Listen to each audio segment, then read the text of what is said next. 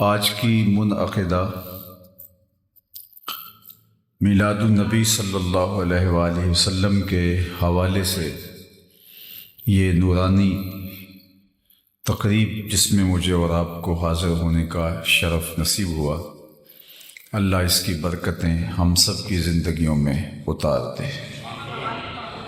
میرے سے قبل حضرت نے آپ سے مخاطبت فرمائی اور میں بھی تھوڑے وقت کے لیے آپ سے ہم کلام ہونے والا ہوں۔ حضور کا ذکر ہمارے لیے قلبی روحانی تسکین کا سامان ہے، اور ویسے تو پورا سال حضور کے ذکر کا چراغاں رہتا ہے، لیکن جو ہی حضور کے میلاد کا موسم آتا ہے تو دلوں کی کھیتیاں سرسبز ہو جاتی ہیں، ایک عجیب کیفیت اور ایک عجیب رنگ اور آہنگ پیدا ہوتا ہے۔ اللہ حضور علیہ السلام کے ذکر کی برکت سے ہمارے سینے روشن فرمائے،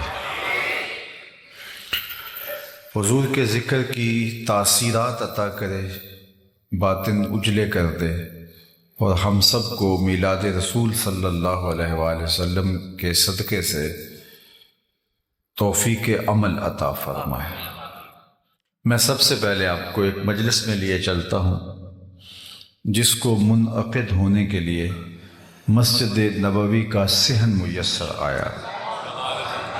آج تو ہم مجلس برپا کرنے کے بعد عرض گزار ہوتے ہیں، سنا ہے آپ ہر عاشق کے گھر تشریف لاتے ہیں، ہمارے گھر بھی ہو جائے چراغ یا رسول۔ لیکن اس محفل نور میں حضور علیہ السلام تشریف فرما ہوئے، عملاً چراغاں ہوا، مجلس برپا تھی، حضور حجرہ انور میں تھے، وہاں سے اٹھے اور خرامہ خرامہ اس مجلس میں تشریف فرما ہو گئے۔ صحابہ مجلس برپا کیے ہوئے تھے تو فرمایا ما اجلسکم، صحابہ تمہیں کس چیز نے بٹھایا ہے، جلسہ کاہے کا ہے، کیوں بیٹھے ہوئے ہو؟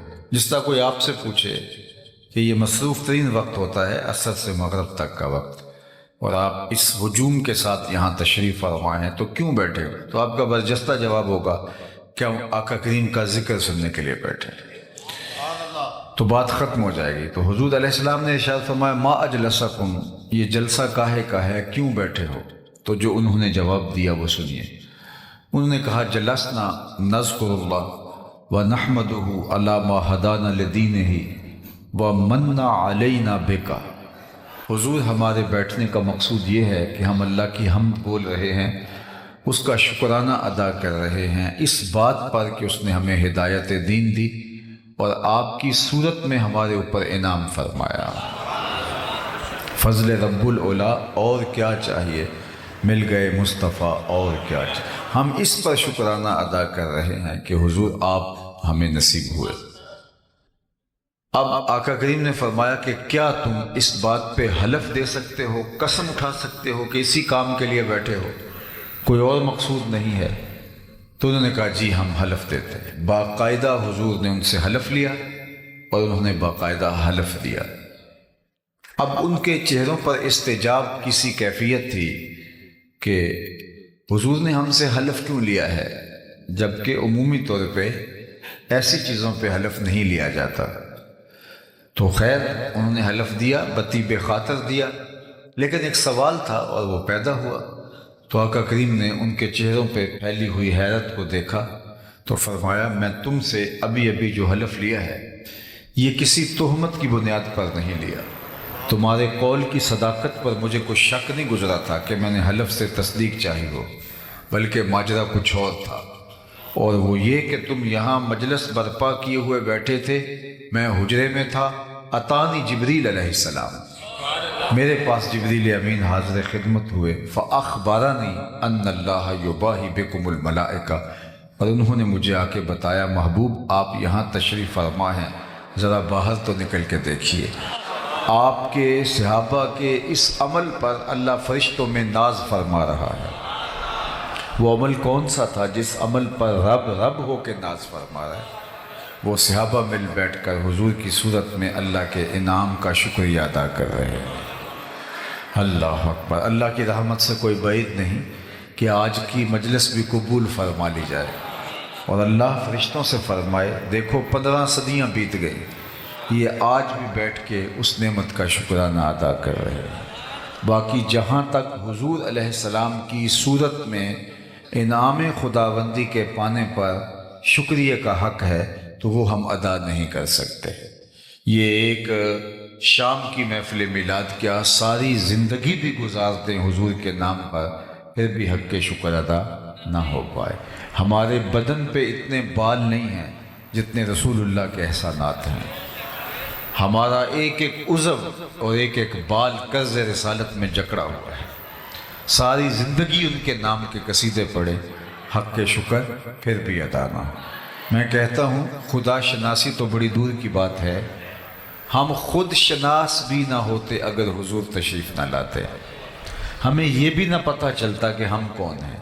اور مجھے یہ بتاؤ، جس سے خود بھی نہ پتہ ہو کہ میں کون ہوں، اس کے پلے ہوتا کیا ہے؟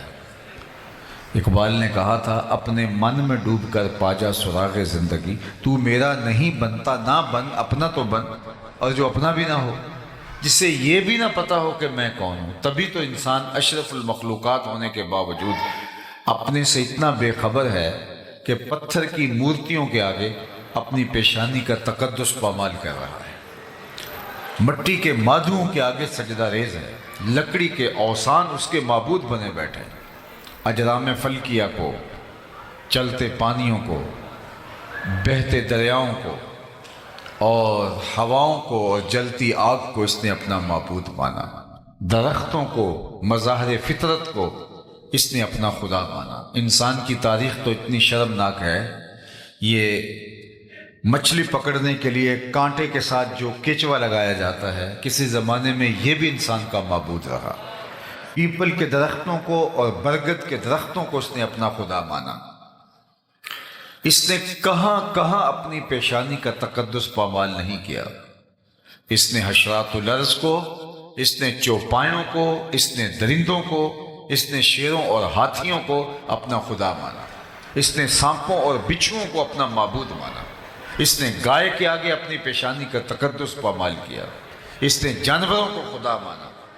یہ تو میرے حضور آئے جنہوں نے آ کے بتایا میاں یہ تیرے معبود نہیں، تیری دہلیز کے نوکر ہیں، کائنات کا چرخ تیرے گرد گھوم رہا ہے، تو مقصود کائنات ہے۔ نہیں تو دیکھ چاند کو پوچھتا ہے، یہ دیکھ انگلی اٹھتی ہے اور وہ ٹکڑے ہو کے قدموں میں آتا ہے۔ سورج کو پوچھتا ہے، یہ دیکھ اشارہ ہوتا ہے، وہ بھاگتا ہوا عصر کے وقت پہ آتا ہے۔ درختوں کو پوچھتا ہے، چل میں نہیں تو اسے کہہ دے اللہ کا رسول بلا رہا ہے۔ درخت دوڑتے ہوئے آتے ہیں اور قدموں میں سلامیاں پیش کرتے ہیں، پتھر بول کے رسالت کی گواہی دیتے ہیں۔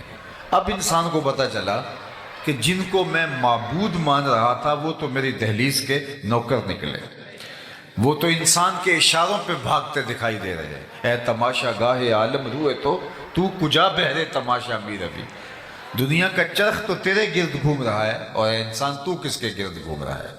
اب اس کی آنکھ کھلی، اب اس کو سمجھ آئی، اب اس کی ٹون بدل گئی، لہجہ تبدیل ہو گیا۔ اب اس کا بدلا ہوا لہجہ دیکھیے، اب بولتا ہے فرشتہ کہنے سے میری توقیر گھٹتی ہے۔ خاموش رہیں بچے، میری طرف متوجہ رہیں، آپ کی توجہ مجھے چاہیے۔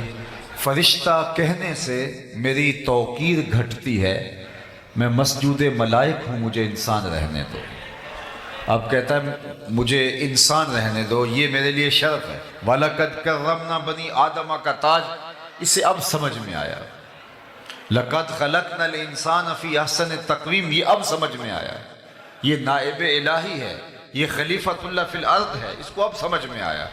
اب اسے پتا چلا تو راز کن فقاں ہے، اپنی آنکھوں پر عیاں ہو جا، خود ہی کا راز نہ ہو جا، خدا کا ترجمہ ہو جا، خود ہی میں ڈوب جا غافل، یہ سر زندگانی ہے، نکل کر حلقہ شام و سحر سے جاوداں ہو جا، مسافے زندگی میں سیرت فولاد پیدا کر، شبستان محبت میں حریر و پرنیاں ہو جا، گزر جا بن کے سیل تند رو کوہ بیاباں سے، گلستان راہ میں آئے تو جوئے نغمہ خواں ہو جا، تیرے علم و محبت کی نہیں ہے انتہا کوئی، نہیں ہے تجھ سے بڑھ کر ساز فطرت میں نوا کوئی۔ اسے اب سمجھ آیا کہ میں کون ہوں، دوسرے لفظوں میں یوں کہہ لیجئے، انسان کی اپنے آپ سے ملاقات ہوئی تو حضور کے دروازے پہ ہوئی، یہ نہیں، ورنہ یہ خود آشنا نہیں تھا۔ اب اس کا لہجہ تبدیل ہو گیا، اب اس کا بدلا ہوا لہجہ دیکھیے۔ کانپتا ہے دل تیرا اندیشہ طوفان سے کیا، ناخدا تو بحر تو کشتی بھی تو ساحل بھی تو، دیکھ آ کر کوچائے چاکے گریباں میں کبھی، کیس تو لیلا بھی تو صحرا بھی تو محمل بھی تو، وائے ناکامی کہ تو محتاج ساکی ہو گیا، میں بھی تو مینا بھی تو مستی بھی تو حاصل بھی تو، آہ کس کی جستجو آوارہ رکھتی ہے تجھے، راہ تو راہ رو بھی تو راہبر بھی تو منزل بھی تو، بے خبر تو جوہر آئینہ ایام ہے، تو زمانے میں خدا کا آخری پیغام ہے۔ یہ راز کہاں سے ملا؟ حضور کی دہلیز سے ملا، اور اگر یہ در نہ ملتا تو آج بھی دھکے کھا رہا ہوتا انسان، آج بھی در بدر کی ٹھوکریں اس کا مقصود ہوتا۔ نہیں تو آپ اپنی ہمسائیگی کے اندر دیکھ لیں، پی ایچ ڈی ڈاکٹر ہے اور بت کے آگے ہاتھ جوڑے کھڑا ہے، کتنی بھاری بھرکم ڈگری ہے، لیکن وہ جو اپنے بدن پہ بیٹھی مکھی نہ اڑا سکے، اس کی ضرورت کی کیا کفالت کرے گا، لیکن ہاتھ جوڑے کھڑا ہے۔ دوسری جانب M B B S doctor ہے اور گائے کے پیشاب کو چسکیاں لے کے تبرک سمجھ رہا ہے اور اس کو پی رہا ہے، اس کی طبیعت میں کوئی نفاست نہیں، اس کو اس گائے کے پیشاب سے اٹھتا ہوا تعفن اور اس کی بدبو سے اس کی طبیعت میں کوئی تکدر پیدا نہیں ہوتا۔ ڈگری دیکھیے اور کام دیکھیے۔ دوسری جانب میں ایک گاؤں کا رہنے والا ہوں آپ کی طرح، میں نے اپنے گاؤں میں ایک بچے کو دیکھا کہ وہ اپنے پانچے کو مل مل کے دھو رہا ہے، تو میں نے اس کو جھڑکنے کے لہجے میں کہا کہ تم نے اتنا زیادہ پانی کھول رکھا ہے، تو وہ لجاجت بھرے لہجے میں مجھے جواب دیتا، حضرت میں سکول جا رہا تھا، راستے میں کسی جانور کے پیشاب کے چھینٹے میرے پانچے پہ گر گئے ہیں۔ وہ کوئی درس نظامی کا فاضل نہیں تھا کہ جس نے نجاست غلیظہ و خفیفہ کے حکام پڑھے ہوں، ایک عام سا بچہ دوسری تیسری کلاس کا۔ میں سوچ میں ڈوب گیا کہ اس ڈاکٹر کو تو سمجھ نہیں آئی اور اس 7 سال کے بچے کو سمجھ آ گئی، اور یہ پانچے کے اوپر پڑے ہوئے پیشاب کے غیر مری چھینٹے بھی گوارا نہیں کرتا۔ تو اندر سے آواز آئی، وہ ہے ڈاکٹر لیکن اس کے ہاتھ میں دامن میرے حضور کا نہیں ہے، اور یہ ہے بچہ لیکن گٹی میں ماں نے پیار حضور کا دیا تھا، لہٰذا تقدس اس کی روح کے اندر تک اتر آیا ہے اور اس کو یہ چھینٹے بھی گوارا نہیں ہے۔ زندگی ملے گی تو میلاد والے رسول کی چوکھٹ سے ملے گی، اگر یہ در نہیں ملا تو سوائے نجاست، سوائے غلاظت، سوائے گندگی کے اور کوئی مقصود نہیں ہوگا۔ اگر پاکیزگی چاہتے ہو، اگر عفت چاہتے ہو، اگر پاک دامنی چاہتے ہو، اگر نفاست چاہتے ہو، اگر شعور، نور اور روشنی چاہتے ہو تو محمد رسول اللہ کی چوکھٹ پہ آنا صلی اللہ علیہ وآلہ وسلم۔ نہیں تو انسانیت آج بھی دنیا کے اوپر اس وقت جو انسانی آبادی ہے وہ 8ویں ارب میں داخل ہو گئی ہے، 7 ارب سے تجاوز کر چکی ہے، اور 7 ارب 8 ارب آبادی میں کوئی 500 سے زیادہ مذاہب پائے جاتے ہیں۔ کچھ تو کسی مذہب کو نہیں مانتے، لیکن پھر بھی جو کسی مذہب پہ، کسی دھرم پہ الہامی یا غیر الہامی یقین رکھتے ہیں، تو ان کی تعداد 500 سے زیادہ مذاہب کی ہے۔ جو دنیا کے اوپر اس وقت میسر مذاہب ہیں، ان کی تعلیمات صحیح ہیں یا غلط ہیں، میری اس سے بحث نہیں ہے، لیکن میں اور آپ ذرا تصور کیجئے 8 ارب آبادی میں 500 سے زیادہ مذاہب، اور اللہ نے ہمیں اسلام میں پیدا کیا، مسلمانوں کے گھر پیدا کیا۔ ہم نے کوئی ٹوکن دیا ہوا تھا؟ ہم نے اس لیے کوئی محنت کی ہوئی تھی کہ ہم مسلمانوں کے گھر میں پیدا کیا گیا؟ یہ محض اس کا کرم ہوا۔ اور ہمارے والد صاحب مسجد سے مولانا کو بلا لائے اس وقت کہ جب ہم حرف و صوت سے بھی آشنا نہیں تھے، ابھی ماں کی بولی بھی سمجھ نہیں لگے تھے، اور مولانا نے آ کے کان میں عربی میں اذان دی، گویا وہ مبارک دے رہے تھے کہ مبارک ہو تو حضور کا غلام بن کے آ رہا ہے، شاہوں سے ملا ہے نہ تونگر سے ملا ہے، اللہ کا عرفان اسی در سے ملا ہے، اوروں کو ملا ہے تو مقدر سے ملا ہے، مجھ کو تو مقدر بھی تیرے در سے ملا ہے۔ میری خوش بختی کہ میں تیرا امتی، یہ میرے مقدر ساری زندگی اس نعمت کا شکریہ ادا کرتے رہے، حق شکر ادا نہ ہو۔ یہ ایک دن کی محفل میلاد کیا، ساری زندگی ان کے نام لگا دیں، حق شکر ادا نہ ہو۔ چونکہ ہمیں اللہ نے یہ سعادت نصیب فرمائی، 12 نبیوں نے آرزویں کی ہیں۔ کتب میں آتا ہے حضور کی امت میں ہونے کے لیے 12 پیغمبروں نے آرزویں کی ہیں، ہم نے تو کوئی آرزو نہیں کی تھی۔ اللہ اکبر۔ نبی منتظر رہے، کوئی ہاتھ پھیلا کے دعا مانگتا رہا، ربنا وابعث فیہم رسولا، مالک آنکھیں بوڑھی ہو گئیں، اب اسے بھیج بھی دے۔ کوئی کہہ رہا ہے مبشرا برسول یات من بعد اسمہ احمد، چلو میں نام بھی بتا دیتا ہوں، یہ حضرت عیسیٰ تھے، لوگوں میں نام بھی بتا دیتا ہوں، ان کا نام احمد ہوگا۔ ایک حواری کھڑا ہوا، حضرت جس کے قصیدے آپ بھی پڑھ رہے ہیں، کیا آپ سے بھی افضل ہوگا؟ ہر مرید سوچتا ہے میرے پیر کا جوڑ نہیں ہے، ہر شاگرد کہتا ہے میرا استاد تو پھر میرا استاد ہے، کارکن کہتا ہے میرے لیڈر کا مقابلہ ہے ہی نہیں، امتی بھی سوچتا ہے میرا نبی تو پھر میرا نبی ہے۔ لیکن جب نبی خود قصیدے کسی کی پڑھ رہا ہو تو حیرت تو ہوگی۔ تو حواری نے کہا حضرت جس کے قصیدے آپ بھی پڑھ رہے ہیں، کیا آپ سے بھی افضل ہوگا؟ تو سنو حضرت عیسیٰ نے کیا جواب دیا۔ انجیل برنباس کے اندر آج بھی یہ لفظ موجود ہیں، جبکہ یہ محرف کتاب ہے، تحریف راپ آ گئی ہے، انہوں نے بہت ساری اس کتاب سے چیزیں نکال پھینکی ہیں، لیکن اس کے باوجود اس تحریف شدہ کتاب میں انجیل برنباس کے نسخے میں یہ لفظ آج بھی موجود ہیں۔ جب حواری نے کہا حضرت جس کے قصیدے آپ بھی پڑھ رہے ہیں، کیا وہ آپ سے بھی افضل ہوگا؟ حیرت میں ڈوب کر جب سوال کیا، حضرت عیسیٰ کیا جواب دیتے ہیں؟ تمہارے سینے ٹھنڈے ہو جائیں گے، تمہاری آنکھوں کو ٹھنڈک محسوس ہوگی، تمہاری روح سرشار ہو جائے گی۔ حضرت عیسیٰ نے کہا افضل ہونے کی بات پوچھتے ہو، وہ تو اتنی عظمتوں کا حامل ہے، اگر اس کے نالین کے تسمے کھولنے کی سعادت ابن مریم کو مل جائے تو یہ بھی مقدر کی بات ہے، یہ بھی وقت کی بات ہے، وہ تو اتنی شانوں کا مالک ہے، اور وہ میرے اور آپ کے آقا و مولا ہے۔ کسی نے کہا بری نازم کہ ہستم امتے، تو میں اس بات پہ ناز کرتا ہوں کہ حضور میں آپ کا امتی ہوں۔ بری نازم کہ ہستم امتے تو گناہ گارم و لیکن خوش نصیبم، گناہ گارم و لیکن خوش نصیبم، میں گناہ گار ضرور ہوں لیکن اللہ نے میرے مقدر ایسے رکھے کہ مجھے آپ کا غلام بنایا، تو یہ میرے اور آپ کے بخت۔ اور صاحب ایک تو مجھے حیرت ہوتی ہے کہ جب آج امت اس بات پہ لڑ رہی ہے کہ حضور کے ذکر کی مجلس کو برپا کرنا ہے یا نہیں کرنا، ابھی بھی یہ لڑائی ہوگی۔ میں پوچھتا ہوں کبھی ایسا ہوا ہے کہ پھولوں کا تذکرہ ہو رہا ہو اور بلبل کہے کہاں لکھا ہوا ہے؟ بات شمع کی ہو رہی ہے اور پروانہ دلیلیں ڈھونڈ رہا، اور یہ بھی نہیں کبھی ہوا کہ بات محبوب کی ہو رہی ہے اور محب کہے کہاں لکھا ہے۔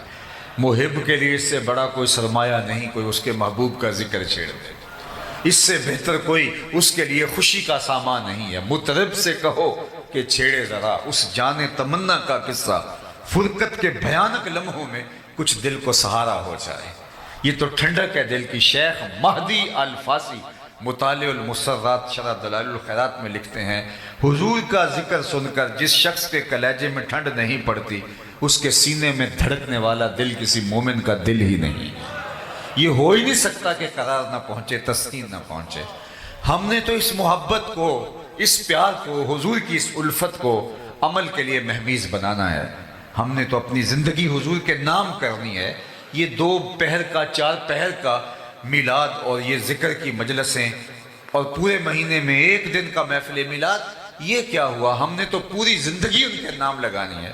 ہم تو جئیں گے تو حضور کے لیے، ہم تو مریں گے تو حضور کے لیے۔ ہم نے ان کے بتائے ہوئے طریقے کے مطابق زندگی گزارنی ہے۔ آقا کریم علیہ السلام نے ہمیں یہ درس دیا۔ اللہ کے محبوب علیہ السلام ایک دن وضو فرمایا اور صحابہ وضو کا پانی زمین پر نہیں گرنے دیتے، وہ پانی کسی کے ہاتھوں پہ ہوتا ہے اور وہ اپنے چہروں پہ مل لیتے ہیں، اور جس کو وہ پانی میسر نہیں آتا وہ کسی کے گیلے ہاتھوں سے ہاتھ رگڑ کے اپنے چہرے پہ مل لیتے ہیں۔ آقا کریم نے جب محبت کے اس مظہر کو دیکھا تو ارشاد کیا ما یحملکم علی ھذا، صحابہ تمہیں اس بات پر کس نے ابھارا ہے کہ تم میرے وضو کے پانی کو زمین پر نہیں گرنے دے رہے؟ حضور نے یہ حکم نہیں دیا تھا ان کو، یہ ان کی اپنی محبت کا تقاضا تھا۔ ہر چیز کے لیے حکم کا انتظار نہیں ہوتا، محبت یار منانے کے ڈھب خود سیکھ لیتی ہے۔ محبوب کو کیسے راضی کرنا ہے، محبوب کے ساتھ محبت کا اظہار کیا ہے، اس کا سلیقہ اور اس کا قرینہ کیا ہوگا، محبت خود راہیں تلاش کرتی ہے۔ پانی ہڑا نو لوڑ کی راہ براں دی، پہنچے آپ دریا سرکار یارا۔ وہ تھوڑا سا پانی ہو تو اس کے لیے راستے بنائے جاتے ہیں کہیں جذب نہ ہو جائے، لیکن جب طوفان کی شکل میں، سیلاب کی شکل میں پانی آئے تو پھر اس کے لیے راستے نہیں بنائے جاتے، وہ اپنی راہیں خود تلاش کرتا ہے اور آگے بڑھتا چلا جاتا ہے۔ جب عشق آتا ہے، محبت آتی ہے، تو پھر یار منانے کے ڈھب بھی آ جاتے ہیں۔ تو حضور نے فرمایا ما یحملکم علی ھذا، میں نے تو یہ حکم نہیں دیا۔ ایک دن حضور علیہ السلام نے پچنے لگوائے اور ایک لگن میں خون جمع کر لیا گیا، تو آقا کریم نے ایک صحابی کو دیا کہ اس کو لے جاؤ اور جا کے کسی ایسی جگہ اس کو بہا دو، ٹھکانے لگا دو جہاں کسی کے قدم نہ پہنچے۔ وہ گئے، ایک پتھر کی اوٹ میں بیٹھ کے خود نوش جاں کر لیا۔ جب واپس پلٹے تو آقا کریم نے فرمایا ٹھکانے لگائے؟ جی حضور، ایسی جگہ پہ جہاں کسی کے قدم نہیں پہنچیں گے۔ حضور مسکرائے اور فرمایا لعلک شربت، شاید تم نے پی لیا ہے۔ قال نعم، جی جی حضور، میں نے کہا ایسا مشروب کہاں ملے گا، حضور کا خون میرے خون میں شامل ہو جائے۔ حضور ناراض نہیں ہوئے کہ تم نے یہ کیا کیا، میں نے تو بہانے کا کہا، تم نے پی لیا۔ لیکن حضور نے جو لفظ کہے وہ سنیے، یا غلام قد حررت نفسک من النار، اے بیٹے تو نے اپنے آپ کو آتش دوزخ سے بچا لیا۔ تو حضور کے وضو کے پانی کو صحابہ زمین پر نہیں گرنے دیتے۔ تو آقا کریم نے فرمایا ما یحملکم علی ھذا، تمہیں اس بات پر کس نے ابھارا، میں نے تو حکم نہیں دیا۔ تو انہوں نے کہا حب اللہ و رسولہ، اللہ اور اس کے رسول کی محبت نے۔ تو اللہ کے محبوب نے پھر ارشاد فرمایا جو یہ چاہے اللہ اور اس کے رسول سے محبت کرے اور اللہ اور اس کا رسول اس سے محبت کرے، اس کو 3 کام کرنے چاہیے۔ یعنی تمہارا یہ عمل اپنی جگہ پہ درست، لیکن کہیں اس عمل کی کیفیت میں کھو جاؤ اور کہیں عمل سے بے نیاز نہ ہو جاؤ، تم نہیں ہوگے آنے والے اس عمل سے جو ہے وہ اس اظہار محبت سے باقی عملی زندگی سے کہیں کنارہ کش نہ ہو جائیں۔ حضور نے ایک اصول دیا، فرمایا تمہارا یہ عمل اپنی جگہ پہ، لیکن سنو، جو یہ چاہتا ہے کہ اللہ اس کے رسول سے پیار کرے، اللہ اور اس کا رسول اس سے پیار کرے، اس کو 3 کام کرنے چاہیے۔ جب بھی بولے سچ بولے، جب اس کے پاس امانت رکھی جائے خیانت نہ کرے، اور جب کوئی اس کی ہمسائیگی میں آ بسے تو مجاورت کا، ہمسائیگی کا حق ادا کرے۔ یعنی تمہارا وہ عمل اپنی جگہ پہ کہ میرے وضو کے پانی کو تم زمین پہ نہیں گرنے دیتے، لیکن محبت کہیں یہی نہ رک جائے اور میرا لایا ہوا نظام کہیں تمہاری نظروں سے اوجھل نہ ہو جائے، آنے والوں کی نظروں سے اوجھل نہ ہو جائے۔ تو فرمایا کہ جو چاہے کہ اللہ اس کے رسول سے محبت کرے اور اللہ اس کا رسول اس سے محبت فرمائے، تو اس کو یہ 3 کام کرنے چاہیے۔ سب سے پہلے سچ بولے، جب بھی بولے اس کی زبان سے جھوٹ نہیں نکلنا چاہیے۔ یہ مومن کی زندگی ہے، مومن سچا ہوتا ہے۔ اور ہم کیوں سچے نہیں ہوں گے؟ ہمارے نبی کو تو کافر بھی صادق و امین کہتے تھے۔ اللہ کے محبوب علیہ السلام سے پوچھا گیا کہ حضور مومن بزدل ہو سکتا ہے؟ فرمایا نہیں، بہادر ہوتا ہے، لیکن ہو سکتا ہے کبھی بزدلی بھی کر جائے، آخر بشری تو ہے۔ پھر پوچھا گیا مومن بخیل ہو سکتا ہے؟ فرمایا نہیں، سخی ہوتا ہے، لیکن ہو سکتا ہے کبھی بخل بھی کر جائے، آخر بشری تو ہے۔ پھر تیسرا سوال ہوا مومن جھوٹا ہو سکتا ہے؟ فرمایا جھوٹا نہیں ہو سکتا، یہ طے شدہ بات ہے، مومن ہو جھوٹا ہو یہ نہیں ہو سکتا۔ میں اور آپ اپنے اندر اتر کے دیکھیں، اگر بات بات پہ جھوٹ بولتے ہیں تو پھر کاہے کا اسلام اور کاہے کا دین؟ ہمیں تو بتایا گیا ہے کہ تمہاری زبان سے سچ کے علاوہ کچھ نہ نکلے۔ اللہ اکبر! جو شخص جھوٹ بولتا ہے اس کے منہ سے بدبو نکلتی ہے، جو عام لوگ تو نہیں سونگھ پاتے، لیکن اللہ کے نورانی فرشتے اس کو سونگھتے ہیں، اس کو محسوس کرتے ہیں اور 1 میل پیچھے ہٹ جاتے ہیں۔ اب مجھے بتائیے، جو رحمت کا پارسل لے کے، رحمت کی ڈلیوری دینے ہمارے گھر آ رہے تھے، تو گھر سے نکلتے ہوئے بدبو کے بھبوکوں کی وجہ سے پیچھے ہٹ گئے۔ اور اگر گھر میں باپ بھی جھوٹ بولتا ہے، ماں بھی جھوٹ بولتی ہے، بچے اور بیٹیاں بھی جھوٹ بولتی ہیں اور بہویں بھی جھوٹ بولتی ہیں، وہاں سے تو جو ہے وہ بدبو کے بھبوکے اٹھ رہے ہوں گے، فرشتے کتنے دور چلے گئے ہوں۔ تو اب گھر میں بے برکتی، نحوست اتر آئی، چونکہ جو فرشتے لانے والے تھے رحمت، وہ باہر شہر سے کھڑے ہیں، اور ہم نے سمجھا شاید کسی نے تعویذ ڈال دی ہے، ہم نے سمجھا شاید کسی نے ٹونا کر دیا، ہم بھاگے عامل کے پاس، اور عامل صاحب تو ٹھیا لگا کے بیٹھے اسی کام کے لیے تھے۔ انہوں نے کہا تم وقت پہ آگے ہو، ورنہ 2 گھنٹے بھی لیٹ ہوتے تو یہ چل جانے تھے، اب تمہیں اتنے منگل آنا پڑے گا، اتنے بدھ آنا پڑے گا، اور جس کو نہانا بھی نہیں آتا تو لوگ جا کے وہاں بیٹھے ہوتے ہیں۔ مسئلہ کیا ہے؟ مسئلہ یہ ہے کہ رحمت کے فرشتے گھر میں نہیں آ رہے، بدبو کی وجہ سے، جو جھوٹ کی وجہ سے پھیلی ہے، تعفن کی وجہ سے، اس عفونت کی وجہ سے وہ شہر کے باہر کھڑے ہیں، گاؤں کے باہر کھڑے ہیں، ہاتھوں میں پارسل لیے ہیں ہمارے حصے کے، لیکن ان گلیوں میں داخل نہیں ہو سکتے، بدبو اتنی پھیلی ہوئی ہے، اور ہم نے سمجھا کسی نے تعویذ ڈال دی ہے، بلکہ وہ عمل کہتے ہیں بندش کر دی ہے۔ یہ ایک عجیب اصطلاح ہے۔ رزق کھولتا بھی اللہ ہے، رزق بند بھی اللہ کرتا ہے۔ اللہ تعالیٰ کے اختیار میں، یہ کسی کا بس نہیں کہ کسی کا رزق باندھ دے۔ اگر کسی کے بس میں ہو تو کوئی کسی کو 2 لقمے بھی نہ کھانے دے۔ رزق اللہ نے اپنے ذمہ کرم پہ رکھا۔ وَمَا مِن دَابَّةٍ فِي الْأَرْضِ إِلَّا عَلَى اللَّهِ رِزْقُهَا۔ زمین پہ چلنے اور رینگنے والی کوئی چیز نہیں جس کا رزق اس کے ذمہ کرم پہ نہ ہو، اور رزق اس کو بھی دیتا ہے جو اسے مانتا ہے، اور رزق اس کو بھی دیتا ہے جو اسے نہیں مانتا، لیکن اللہ تعالیٰ جل شانہ ہدایت اسے دیتا ہے جس کو پسند فرماتا ہے۔ تو اس لیے پہلی چیز فرمایا جھوٹ نہیں بولنا۔ دوسری بات فرمائی جب تمہارے پاس امانت رکھی جائے اس میں خیانت نہیں کرنا۔ اللہ اکبر! کوئی چیز رکھی جائے امانت کے طور پہ، وہ مری چیز ہو، مبصر چیز ہو، یہ تو بڑی بات ہے۔ ہمارے دین نے تو ہمیں یہاں تک بتایا کہ اگر تم سے کوئی بات کرے اور بات کرتے ہوئے دائیں بائیں دیکھے تو اس کا مطلب یہ ہے وہ چاہتا ہے کہ یہ میری بات کوئی اور نہ سنے۔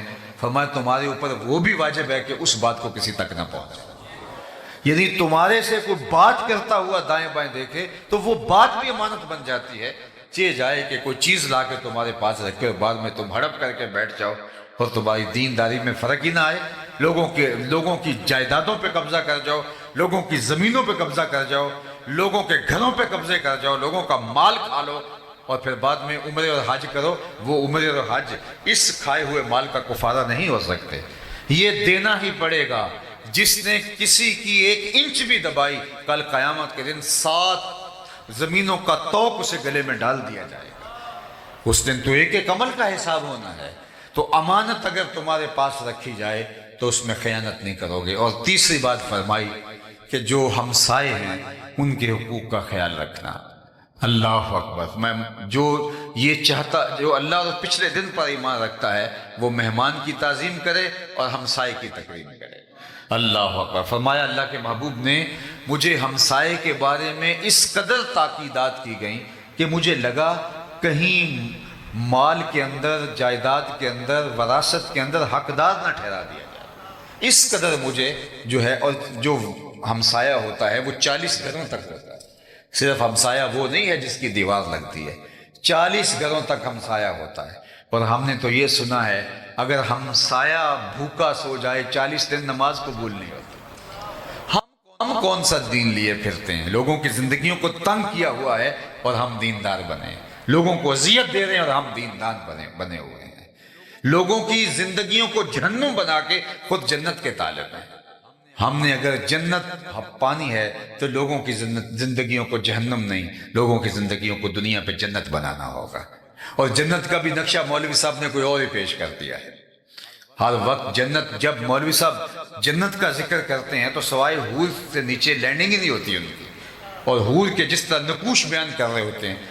حور ایک حقیقت ہے، ہمارے واقعی میں اس کا انکار نہیں کرتا، لیکن کیا پوری جنت کے اندر صرف اللہ نے حور ایک بنائی ہے، اور مولوی صاحب اس کو جس طرح سے جو ہے وہ پیش کر رہے ہوتے ہیں۔ سنو جنت کا نقشہ قرآن نے بیان فرمایا، ذرا وہ بھی سنو۔ لا یسمعون فیہا لغوا ولا تاثیما۔ جنت ایسا مقام ہے جہاں سننے کے لیے آپ کو ایسی بات نہیں ملے گی جو آپ کی طبیعت پہ بوجھ ہو، آپ کے کانوں پہ بوجھ ہو۔ ہم باہر جنریٹر لگا دیا اور اپنی تو کھڑکیاں بند کر لی، اور ہمسائے کی کھڑکیاں بھی نہیں ہیں، اور گرمی الگ ہے، اور ہم چین سے سو گئے، اور اس جنریٹر کے شور نے ہمسائے کو اذیت میں مبتلا کر رکھا ہے، اور ہم سمجھتے ہیں کہ جناب ہم تو چین کی نیند سوئے اور ہم جنت کے مستحق ہیں، ہم اس لیے سو گئے صبح اٹھ کے ہم نے نماز جماعت سے پڑھنی ہے۔ تو جو ساری رات اس کو جو ہے اس شور و غل کی سولی پہ لٹکائے رکھا، اس کا حساب کون دے گا؟ جنت کا یہ نقشہ ہے، لا یسمعون فیہا لغوا ولا تاثیما۔ وہاں کوئی لغو بات اور جس کو اسم کہا جا سکتا ہے، گناہ کا جس پر اطلاق ہو سکتا ہے، وہ جنت کا نقشہ نہیں ہے۔ اللہ جنت بھی، ہمیں بات سنو آپ، یہی تو ہمارے مسئلے، ہمیں یہ نہیں پتا یہ ناداں سجدے میں گر گئے جب وقت قیام آیا، ہمیں یہ نہیں پتا نعرہ کہاں لگانا ہے اور بات کہاں کرنی ہے۔ ہم جوشیلے اور جو ہے وہ یہ ہمارے، ہم سمجھنے کی دین کو کوشش کریں، ہم اپنے جذبات کی مغلوبیت کے اندر کہیں ایسا نہ ہو کہ سمجھنے سے عاری ہو جائیں۔ بلکہ میں تو کہتا ہوں کہ آج ہم نے لوگوں کے لیے اتنی اذیت کھڑی کی ہے، ہمارا 5 مرلے کا گھر ہے، 10 مرلے کا گھر ہے، گھر میں سٹور بھی موجود ہے، گھر میں بیڈ روم بھی موجود ہیں، بڑے بڑے واش روم موجود ہیں گھر کے اندر، نئی گھر کے اندر موجود ہے، تو موٹر لگانے کی جگہ گھر میں موجود نہیں ہے، وہ گلی میں رکھنی ہے۔ اندر 3 سیڑھیاں اندر کی جانب نہیں کر سکتے، 5 فٹ کی 6 فٹ کی گلی کے اندر 6 سیڑھیاں باہر نکال لیں، جس سے اندھیرے میں لوگ ٹکراتے ہیں اور ہم سمجھتے ہیں کہ شاید یہ ہمارا استحقاق ہے۔ یہ ہمارا استحقاق نہیں ہے، یہ ایک جابرانہ نظام ہے، ہمیں راستوں کو کشادہ کرنے کا کہا گیا ہے، ایک پاکیزہ معاشرت جو لوگوں کے لیے، خیر الناس من ینفع الناس، تم میں سے بہتر کون ہے جو لوگوں کے لیے بہتر ہے۔ ہم لوگوں کو ضرر دے کے، تکلیف پہنچا کے، اور جو ہے وہ لوگوں کی جو مفاد عامہ کی چیزیں ہیں ان کو نقصان پہنچا کے سمجھتے ہیں کہ ہم جنت کے حقدار بن گئے ہیں۔ تو صاحب ہمارا دین ہمیں کیا سکھاتا ہے؟ تو اللہ کے محبوب نے کیا فرمایا؟ تمہارا یہ عمل کہ تم میرے وضو کے پانی کو زمین پر نہیں گرنے دیتے مبارک ہے، اس کی نفی نہیں کی، لیکن فرمایا یہ 3 باتیں بھی یاد رکھو، جب بھی بولنا سچ بولنا، کبھی جھوٹ نہ بولنا، تمہارے پاس جب امانت رکھی جائے تو کبھی خیانت نہ کرنا۔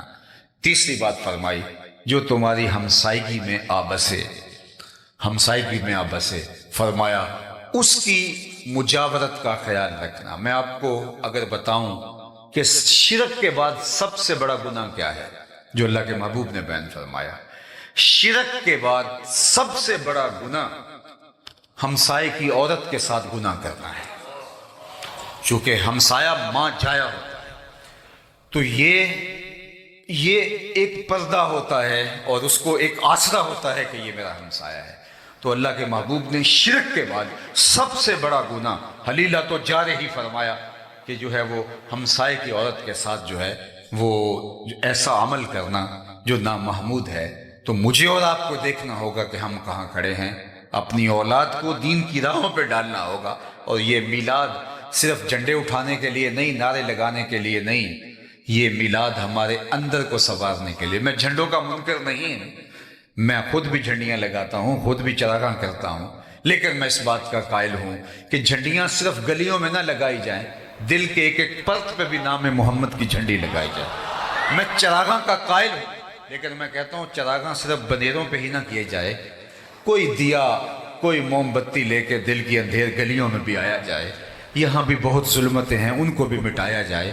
میں گلیوں کی صفائیوں کا قائل ہوں، میلاد آ گیا ہے، لیکن میں کہتا ہوں کوئی جھاڑو لے کے دل نگر میں بھی آؤ، یہاں بھی حسد کے کوڑے پڑے ہوئے ہیں، یہاں بھی بغض کے ڈھیر لگے ہوئے ہیں، یہاں روڑیاں ہیں جو ہے وہ نفرتوں کی، تو کوئی جھاڑو لے کے اندر بھی آؤ، دل کی گلیاں صاف کرو، چراغاں بھی کرو، جھنڈیاں بھی لگاؤ، پھر نظر جھکے گی تمہارا دل مدینہ بنا ہوا دکھائی دے گا۔ تو اللہ جل شانہ کی بارگاہ میں دعا ہے کہ اللہ حضور کے میلاد کی برکتیں ہماری روحوں میں اتار دے۔ چونکہ وقت عصر سے لے کر نماز مغرب کا جو ہے وہ اتنا زیادہ نہیں ہوتا، تو میں انہی کلمات سے اپنی گفتگو کو سمیٹتا ہوں۔ کار ما آخر شدو، آخر زما کار نشد، مشت خاک ما غبار کوچا یار نشد، و آخر دعوانا ان الحمدللہ رب العالمین۔ اللہم صلی علی سیدنا و مولانا محمد معدن الجود والکرم و آلہ و صحبہ و بارک وسلم۔ اللہ اٹھے ہوئے ہاتھ کبھی خالی نہ موڑنا، پھیلی ہوئی جھولیاں رحمتوں سے بھر دینا، بخت کی بہاریں نصیب فرمانا، مقدر کی خزائیں رخصت کر دینا، جئیں تو تیرے لیے، مریں تو تیرے دین کے لیے، زندگی کی آخری ہچکی تک تیرے رسول کے وفادار رہیں، ہر علت سے، ہر قلت سے، ہر ذلت سے رہائی عطا کر دے، اپنے پاک نبی کے در کی گدائی عطا کر، نفس اور شیطان کے مکر و فریب سے بچانا، ستھرائیاں دینا، اللہ اس مسجد کو قیامت تک آباد رکھنا، اس کی رونق کے سلامت رکھنا، اس بستی کے مکینوں کے حال پہ رحم فرمانا، اللہ ہمیں اپنے محبوب کی محبت کے رنگ میں رنگ جانے کی توفیق دینا، ہمارا جینا مرنا حضور کے بتائے ہوئے اسلوب حیات کی مطابقت میں ہو جائے، یہ اٹھے ہوئے ہاتھ خالی نہ موڑنا، یہ پھیلی ہوئی جھولیاں تیرے علاوہ کسی دہلیز پہ نہ پھیلیں، اپنی چوکھٹ کا فقیر رکھنا، اپنی دہلیز کا نوکر رکھنا۔ وصلی اللہ تعالی علی النبی الامین وآلہ وسلم۔ اب میں خاص طور پہ دعا کرتا ہوں جناب ذوالفقار کمبو صاحب کے لیے، اللہ ان کو غفران و رحمت کے پردوں میں، اور موسم رحمت ربیع الاول شریف کی آمد ہے۔ کائنات کا ایک ایک ذرہ حضور علیہ السلام کے ذکر کی خوشبو سے مہک رہا ہے۔ اتنا تذکرہ ہم نے کسی کا ہوتے دیکھا نہیں جتنا میرے حضور کا ہو رہا ہے۔ میرے امام نے کہا تھا کان جدھر لگائیے تیری ہی داستان ہے۔ گھر گھر انہی کی باتیں ہیں اور ہر لب پہ انہی کی نعتیں ہیں۔ اہل ایمان ہیں کہ حضور کے تذکرہ نور کی خوشبو سے مشام ہستی کو معطر پاتے ہیں، اور گلی گلی ان کے نام کا چراغاں ہیں، عقیدتوں کے دیے جل رہے ہیں، اہل محبت تڑپ رہے ہیں۔ حضور کے ذکر سے ان کو راحت، قرار اور تسکین میسر آتی ہے۔ اور سچی بات یہ ہے کہ حضور کا ذکر سن کر جس شخص کے کلیجے میں ٹھنڈ نہیں پڑتی، اس کے سینے میں دھڑکنے والا دل کسی مومن کا دل ہی نہیں ہے۔ یہ ہو ہی نہیں سکتا کہ حضور کا ذکر ہو اور دل قرار نہ پائے۔ پوچھنے والے پوچھتے ہیں کہ یہ جو تم کر رہے ہو کہاں لکھا ہے؟ لکھے ہوئے کی کمی نہیں ہے۔ علامہ قبلہ حامد سرفراز صاحب تو دلائل کی دنیا کے بادشاہ ہیں، یہ آپ سے مخاطبت کرتے ہیں اور پھر دلائل کے انبار لگاتے ہیں، لیکن میں کہا کرتا ہوں کیا حضور کے ذکر کے لیے بھی کسی دلیل کی ضرورت ہے؟ کبھی ایسا ہوا ہے کہ پھولوں کا تذکرہ چھڑا ہو اور بلبل کہے کہاں لکھا ہے؟ بات شمع کی ہو رہی اور پروانہ دلیلیں ڈھونڈ رہا ہو، اور یہ بھی ممکن نہیں کہ بات سرکار مدینہ کی ہو رہی ہو اور امتی کو کوئی دلیل چاہیے۔ محب کے لیے اس سے بڑا کوئی سرمایہ نہیں کہ کوئی اس کے محبوب کا ذکر چھیڑ دے۔ آیت ذکر نعمان لنا فإن ذکرہ هو المسک ما کررتہ یتزوع۔ امام شافعی فرماتے ہیں میرے ممدوح نعمان بن ثابت رضی اللہ تعالیٰ عنہ کا ذکر چھیڑ دو، ان کا تذکرہ ایسی کستوری ہے تم جو چھیڑتے جاؤ گے خوشبو پھیلتی چلی جائے گی۔ تو محب کو تو اچھا لگتا ہے کہ کوئی اس کے محبوب کی بات کرے۔ مطرب سے کہو کہ چھیڑے ذرا اس جان تمنا کا قصہ۔ مطرب سے کہو کہ چھیڑے ذرا اس جان تمنا کا قصہ، فرقت کے بھیانک لمحوں میں کچھ دل کو سہارا ہو جائے۔ چلو میں آپ کو ایک مجلس میں لیے چلتا ہوں جس کو منعقد ہونے کے لیے مسجد نبوی کا صحن میسر آیا۔ اللہ اکبر۔ ہم تو مجلس برپا کرتے ہیں اور آرزو کرتے ہیں، سنا ہے آپ ہر عاشق کے گھر تشریف لاتے ہیں، ہمارے گھر بھی ہو جائے چراغاں یا رسول اللہ۔ ہماری تو تمنا ہوتی ہے، لیکن یہاں عملاً ایسا ہوا۔ حضرت امیر معاویہ رضی اللہ تعالی عنہ سے مروی ہے کہ صحابہ کی مجلس برپا تھی، ہجوم عاشقاں تھا۔ اللہ کے پیارے محبوب صلی اللہ علیہ وآلہ وسلم حجرہ نور سے نکلے اور جہاں صحابہ تشریف فرما تھے وہاں حضور تشریف فرما ہوئے۔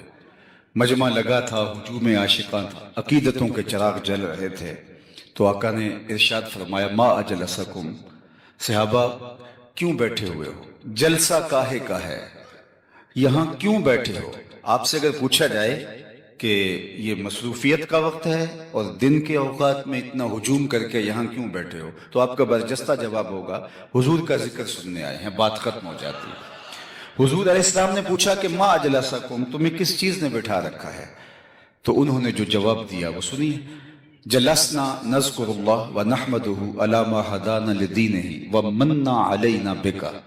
حضور ہمارے بیٹھنے کا مقصود یہ ہے کہ ہم اللہ کی حمد بیان کر رہے ہیں اس بات پر کہ اس نے ہمیں ہدایت دین عطا کی اور آپ کی صورت میں ہمارے اوپر انعام فرمایا۔ آپ جو مل گئے اس پر شکرانہ ادا کر رہے ہیں اور یہ مجلس برپا کیے ہوئے ہیں۔ بظاہر تو جب اس طرح بات ہوتی ہے تو بات ختم ہو جاتی ہے، لیکن حضور علیہ السلام نے فرمایا کیا تم اس بات پہ حلف دے سکتے ہو کہ اسی لیے بیٹھے ہو؟ تو صحابہ کو حیرت تو ہوئی ہوگی، لیکن حضور نے حلف طلب کیا تو نے جی حضور ہم حلفیہ اقرار کرتے ہیں کہ ہم اسی لیے بیٹھے ہیں، کوئی اور مقصود بیٹھنے کا نہیں ہے۔ آقا کریم نے باقاعدہ ان سے قسم لی، ان سے حلف لیا، اور انہوں نے حلف دیا۔ تو جب وہ حلف دے چکے تو ان کی آنکھوں میں استجاب تھا کہ بظاہر حلف تو ایسے موقعوں پر نہیں ہوتا، تو حضور نے ہم سے حلف لیا۔ تو آقا کریم علیہ السلام نے فرمایا، صحابہ ابھی ابھی میں نے تم سے جو حلف لیا ہے یہ کسی تہمت کی بنیاد پر نہیں تھا، تمہارے قول کی صداقت پر مجھے کوئی شک نہیں گزرا تھا کہ میں نے قسم سے تصدیق چاہی ہو، بلکہ ماجرا کچھ اور تھا۔ تم یہاں تھے، میں حجرے میں تھا، اتانی جبریل علیہ السلام، میرے پاس جبریل امین حاضر خدمت ہوئے، فاخبرنی ان اللہ یباہی بکم الملائکہ، انہوں نے کہا محبوب آپ یہاں جلوہ گر ہیں، ذرا باہر تو نکل کے دیکھیے، آپ کے صحابہ کے اس عمل پر اللہ فرشتوں میں ناز کر رہا ہے۔ وہ عمل کون سا تھا جس پہ رب رب ہو کے ناز کر رہا ہے؟ وہ صحابہ مل بیٹھ کے حضور کی آمد پر اللہ کا شکرانہ ادا کر رہے ہیں۔ اللہ کی رحمتوں سے کوئی بعید نہیں ہے۔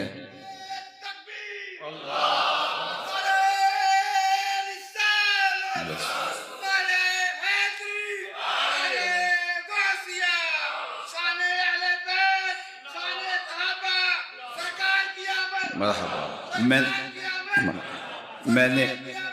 میں نے آگے بھی بڑھنا ہے، تو یہ اگر نعروں کا ٹائم بھی میرے کھاتے میں ڈال دیں تو اچھا ہوگا۔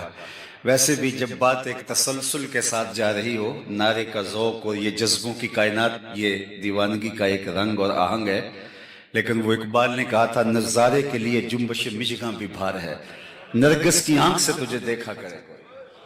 تو کبھی کبھی آنکھ جھپکنا بھی طبیعتوں پہ گراں ہوتا ہے۔ تو میں آپ کی ساری توجہ آپ کی جانب جو ہے وہ اپنی جانب مبذول کرنا چاہتا ہوں۔ ویسے عمومی طور پہ جب نعرہ لگتا ہے تو خطیب کا جوش بڑھ جاتا ہے، لیکن میرا معاملہ تھوڑا سا مختلف ہے۔ میں تھوڑا سا جو ہے وہ اکھڑ سا جاتا ہوں، اس لیے میں چاہوں گا کہ میری طرف آپ کی ساری توجہ مبذول ہو تاکہ تسلسل باقی رہے۔ اللہ آپ کو جزا دے، آپ کے جذبے کو سلامت رکھے، اور باقی بھی جتنوں کے سینوں میں نعرے مچل رہے ہیں تو اللہ ان کو بھی سلامت رہے۔ اور انشاءاللہ آگے میلاد کے جلوس ہوں گے تو آپ عقیدتوں کا اظہار جی بھر کے کیجئے گا۔ تو میرے پاس صرف 35 منٹ ہیں اور میں نے آگے بڑھنا ہے، تو میں آپ کی توجہ آپ اپنی جانب چاہوں گا۔ تو بات کر رہا تھا کہ اللہ کی رحمتوں سے کوئی بعید نہیں کہ آج کی مجلس بھی قبول کر لی جائے، اور اللہ فرشتوں سے کہے کہ دیکھو 1500 برس بیت گئے ہیں، یہ آج بھی بیٹھ کے اس نعمت کا شکرانہ ادا کر رہے ہیں، اور آج کی مجلس اس کی بارگاہ میں قبول کر لی جائے۔ باقی جہاں تک حضور کی صورت میں عطا کردہ انعام خداوندی کے شکرانے کی بات ہے، تو یہ ایک دوپہر کی محفل میلاد کیا، ساری زندگی حضور کے نام لگا دے، حق کے شکر پھر بھی ادا نہ ہو۔ ہمارے بدن پہ اتنے بال نہیں ہیں جتنے رسول اللہ کے احسانات ہیں، ہمارا بال بال قرض رسالت میں جکڑا ہوا ہے۔ خدا شناسی تو بڑی دور کی بات ہے، ہم خود شناس بھی نہ ہوتے اگر حضور تشریف نہ لاتے۔ ہمیں یہ بھی نہ پتا ہوتا کہ ہم کون ہیں، اور مجھے بتاؤ جس کو یہ بھی معلوم نہ ہو کہ میں کون ہوں، اس کے پلے ہوتا کیا ہے؟ اقبال نے کہا تھا، اپنے من میں ڈوب کر پاجا سراغ زندگی، تو میرا نہیں بنتا نہ بن، اپنا تو بن، اور جو اپنا بھی نہیں ہے اس کو یہ بھی نہیں پتا کہ میں کون ہوں۔ دیکھو انسان اشرف المخلوقات ہونے کے باوجود وَلَقَدْ كَرَّمْنَا بَنِي آدم کا تاج اس کے سر پہ رکھا ہے، لیکن بہائم کو، چوپایوں کو، حشرات الارض کو، اجرام فلکیہ کو، جلتی آگ کو، بہتے پانی کو، چلتی ہواؤں کو اپنا معبود سمجھتا ہے، مٹی کے مادوں کے آگے اپنی پیشانی کے تقدس کو پامال کرتا ہے، لکڑی کے وسن اور پتھر کے اصنام، ان کے چرنوں میں اس کی پیشانی کا تقدس پامال ہوتا ہے۔ اس کو یہ نہیں پتا تھا کہ میں کون ہوں۔ جو انسان کی خدمت کے لیے، ضرورت کے لیے، نوکری کے لیے چیزیں بنائی گئی ہیں، یہ ان کو خدا سمجھ بیٹھا۔ انسان کی تاریخ تو اتنی شرمناک ہے، یہ مچھلی پکڑنے کے لیے کانٹے کے ساتھ جو کیچوا لگایا جاتا ہے، کسی زمانے میں یہ بھی انسان کا معبود رہا۔ اس نے مچھروں کو، حشرات الارض کو، چوپایوں کو، سانپوں، بچھوؤں کو، مینڈکوں کو اپنا خدا مانا، درختوں کو، پیپل اور برگد کے اشجار کو اس نے اپنا خدا مانا، پتھروں کے تراشیدہ اصنام کو اپنا خدا مانا، اور پیشانی کا تقدس پامال کیا۔ یہ تو حضور آئے اور انہوں نے آ کے بتایا، میاں یہ تیرے معبود نہیں ہیں، یہ تیری دہلیز کے نوکر ہیں، یہ جانور تیری سواری کے لیے، بار برداری کے لیے، تیری غذائی ضرورتوں کی تکمیل کے لیے، تجھے گوشت اور دودھ فراہم پیدا کرنے کے لیے پیدا کیے گئے ہیں۔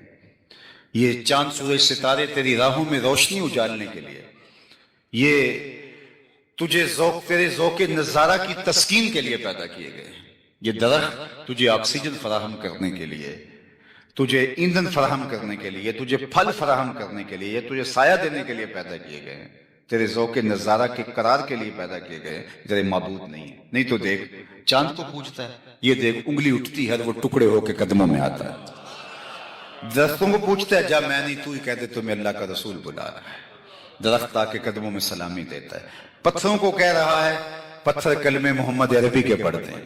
حضرت سیدنا علی المرتضیٰ فرماتے ہیں، اس پتھر کو میں آج بھی جانتا ہوں جو بعثت سے قبل حضور پر سلام پیش کیا کرتا تھا۔ درخت سلامیاں دیتے ہیں۔ حضرت یعلا بن مرہ رضی اللہ تعالیٰ عنہ فرماتے ہیں کہ ایک دن میں حضور کے ہمراہ تھا، راستے میں حضور استراحت فرمانے لگے تو میں حضور کے پہرے کے لیے کھڑا ہو گیا، تو کیا منظر دیکھتا ہوں کہ دور صحرا میں ایک درخت ہے، اس نے ہلنا شروع کر دیا، پھر وہ اپنی جگہ سے اکھڑا اور شاخوں کے بل اپنے آپ کو گھسیٹتا ہوا میرے برابر آ کے کھڑا نہیں ہو جاتا اور جھومنے لگ جاتا ہے۔ اب یہ تعجب خیز منظر میری آنکھوں کے سامنے ہے، لیکن کوئی اور نہیں ہے جس سے میں آنکھیں ملاؤں اور اس پر تعجب کا اظہار کروں، اور حضور استراحت فرما رہے ہیں۔ تھوڑی دیر کے بعد وہ واپس مڑا اور جہاں سے وہ اکھڑا تھا وہاں جا کے نصب ہو گیا۔ حضور علیہ السلام بیدار ہوئے تو میں سلام عرض کرنے کے بعد پہلی بات یہی کی، حضور وہ جو سامنے درخت صحرا میں تھوڑی دیر قبل یہ اپنی جگہ سے اکھڑا تھا، شاخوں کے بل اپنے آپ کو گھسیٹتا ہوا یہاں آیا، کھڑا رہا، جھومتا رہا، پھر واپس چلا گیا۔ آقا کریم نے نہیں کہا کہ میاں میں تو سویا تھا، تفصیل بتاؤ۔ فرمایا ھذہ شجرۃ استاذنت ربھا، یہ درخت ہے جس نے رب سے اذن طلب کیا تھا، محبوب تیرا، یا اللہ تیرا محبوب نیڑے آیا ہے، سلام نہ کر رہا ہوں، فآذن لہا، تو اس کو اجازت دے دی گئی، یہ مجھے سلام کرنے کے لیے حاضر ہوا تھا۔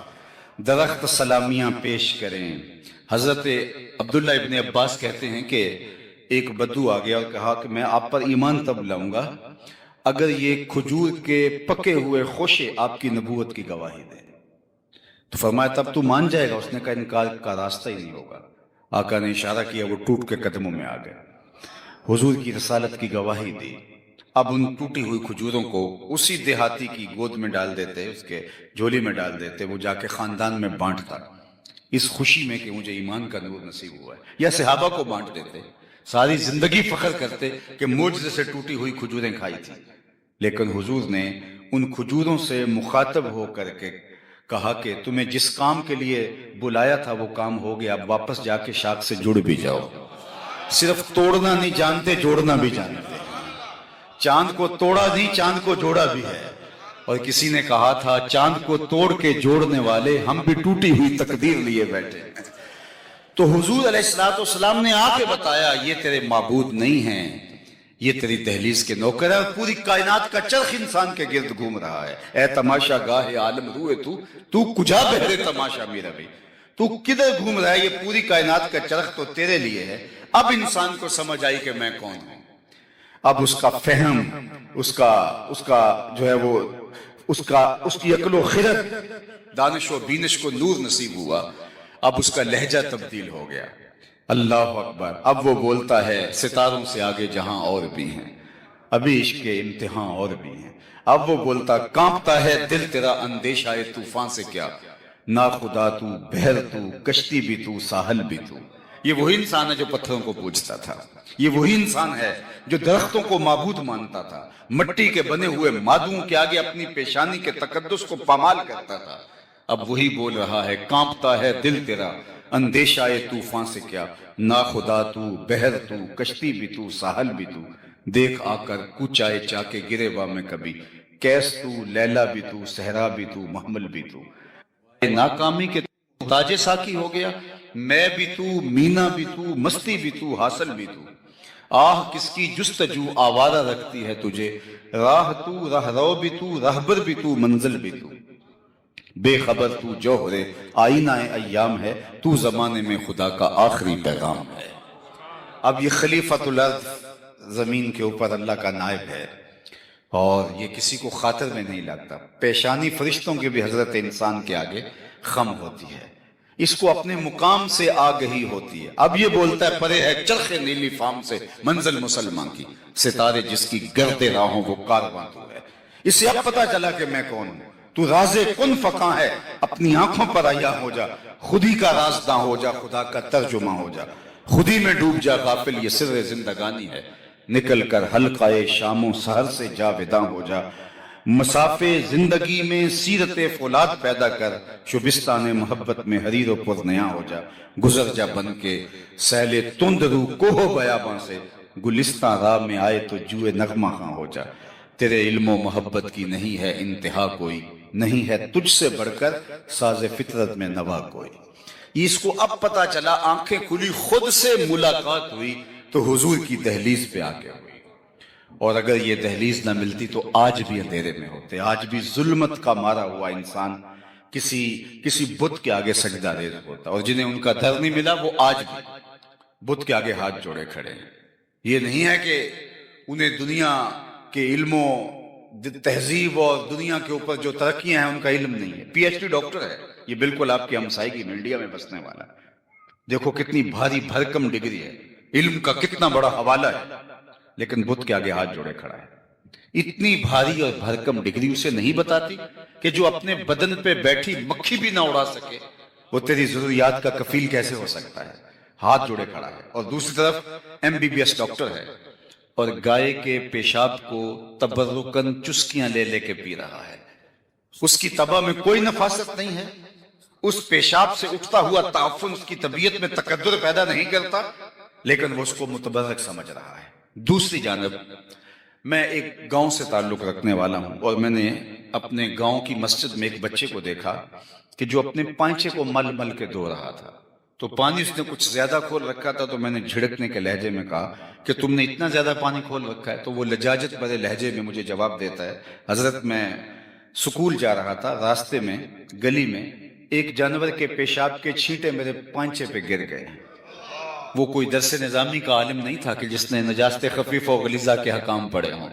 وہ 7-8 سال کا بچہ، دوسرے یا تیسرے سال کا طالب علم، اور وہ پائنچے کو مل مل کے دھو رہا ہے، پیشاب کے غیر مری چھینٹوں سے بھی اپنی جان چھڑانا چاہ رہا ہے. میں سوچ میں ڈوب گیا. اس ڈاکٹر کو تو سمجھ نہیں آئی، اور یہ اس 7 سال کے بچے کو ان غیر مری چھینٹوں سے بھی گھن آ رہی ہے. تو اندر سے جواب آیا، وہ ہے ڈاکٹر لیکن اس کے ہاتھ میں دامن میرے حضور کا نہیں ہے. اور یہ ہے بچہ ماں نے گٹی میں پیاری حضور کا رکھا تھا، اس لیے تقدس اس کی روح تک اتر گیا. اگر زندگی کا جمال، زندگی کا حسن، زندگی کی خوبصورتی دیکھنی ہے تو محمد عربی کی چوکھٹ پہ آنا صلی اللہ علیہ وآلہ وسلم، ورنہ در بدر کی ٹھوکریں ہوں گی. یہاں سید سلیم گیلانی مرحوم کا ایک شعر دیکھیے. ویسے آج کل تو ہمارا جو نعتی ادب ہے وہ پمال کر دیا ہے. یہ جو اس وقت نئے شاعر آئے ہیں، بٹن ٹھاں کر دیتے، بٹن تاں کر دیتے، نکی جی ہاں کر دے، بازاری لفظ نعت میں مندرج کیے جا رہے ہیں. لیکن ذرا شعر کا حسن دیکھیے. نہ خرد کی روشنی تھی نہ جنوں کی آگہی تھی، نہ خرد کی روشنی تھی نہ جنوں کی آگہی تھی، تیری رہبری سے پہلے یہ جہاں جہاں نہیں تھا. تیری رہبری سے پہلے یہ جہاں جہاں نہیں تھا، تیرے آستان سے پہلے کوئی آستان نہیں تھا، میں وہ زمین تھی جس کا کوئی آسمان نہیں. زندگی کا سارا جمال، زندگی کا سارا حسن زمانے کو ملا ہے تو میلاد والے رسول کی چوکھٹ. اگر یہ در نہ ہوتا تو رسوائیاں مقدر ہوتی، اور آج بھی انسانیت کا بھٹکا ہوا قافلہ ذرا تصور تو کریں کہاں ہوتا. جو باپ بیٹی کو اپنے ہاتھوں سے زندہ درگور کر دیتا ہے اور معاشرہ اس کو اس پہ داد دیتا ہے کہ تو نے اپنی پگڑی کا کلس نیچا ہونے سے بچا لیا ہے. ظلم آج بھی ہوتے ہیں، جبر آج بھی ہوتا ہے، لیکن مجرم منہ چھپاتا ہے. لیکن کیسا بڑا جرم تھا، اور سینہ تان کے باپ اس پہ فخر و مباحات کرتا تھا کہ میں نے اپنی آبرو بچا لی، اور وہ ظالمانہ سماج اس پر بھی اسے داد دیتا تھا. پھر ایک آواز گونجی، اللہ اکبر. کوہ و صحرا میں دنیا کے کونے کونے تک آواز پہنچی. آپ کو علماء تو علماء ہیں، آپ کو بھی عربی متن کے ساتھ بہت ساروں کو یاد ہوگی، لیکن اس کو صرف جو ہے وہ آپ محبت کے تناظر کے اندر ہی سنتے ہیں.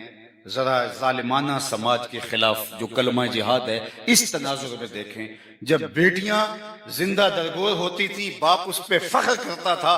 آواز آتی ہے لوگوں سن لو فاطمہ میرے جگر کا ٹکڑا ہے. اس ظالمانہ سماج کے خلاف یہ بلند آواز اٹھتی ہے اور دنیا کو بتایا کہ بیٹیاں جو ہے وہ زندہ درگور کرنے کے قابل نہیں ہے. بلکہ حضور کے پاس جب سیدہ زہرا پاک ملنے آتی ہیں حضور مسند پہ بیٹھاتے ہیں. اللہ اکبر. تکریم دیتے ہیں. دنیا کو بتایا کہ بیٹیاں کس عزت کے لائق ہوتی ہیں, کس وقار کے. بلکہ فرمایا جو 2 بیٹیاں یا 2 بہنیں خدا کی رضا کے لیے ان کا نکاح کرے, پروان چڑھائے اور نکاح کر دے, جنت میں وہ اس طرح میرے نیڑے ہوگا جس طرح یہ 2 انگلیاں قریب ہیں. تو ایک صاحب پوچھنے لگے حضرت اگر کسی کی 2 بیٹیاں نہ ہوں ایک ہوں تو فرمایا اس کو بھی یہ اعزاز ملے گا. ذرا اس کے پیچھے دیکھیے اس کی 2 بیٹیاں نہیں ہوں گی ایک ہوگی. تو کہاں بیٹیاں زندہ درگور ہوتی ہیں اور کہاں باپ آرزو کر رہا ہے کاش کہ میری بھی 2 بیٹیاں ہوتی. میں نے گجرانوالا کپڑا مارکیٹ میں ایک بوڑھے شخص کو اپنی کمر کے اوپر بورا لاد کے جاتے ہوئے دیکھا. تو میری شناسائی تھی تو میں نے اس کو کہا کہ تم بوڑھے ہو گئے اب چھوڑتے نہیں کام. تو مجھے اس کا لہجہ کبھی بھی نہیں بھولا. اس نے ایسے انگل شہادت والی کھڑی کی, کہا حضرت میری ابھی ایک بیٹی رہتی ہے جس کی میں نے شادی کرنی ہے. تو میں نے کہا کہ یہ باپ تو زندہ درگور کرتا تھا, آج یہ بڑھاپے کے اندر مزدوری کر رہا ہے. پردیس میں جا کے لوگ پتھر کوٹتے ہیں کہ ہم اپنی بہنوں کے ہاتھ پیلے کرنے ہیں, اپنی بیٹیوں کے ہاتھ پیلے کرنے ہیں. یہ تو زندہ درگور کرتے ہیں. ان کے سینے میں بیٹی کا پیار کس نے ڈالا؟ جواب آیا میلاد والے رسول نے. اور میاں تم اس بحث میں لگے ہو میلاد منانا چاہیے یا نہیں منانا چاہیے, ساری زندگی بھی بال تو حق کے شکر پھر بھی ادا نہیں.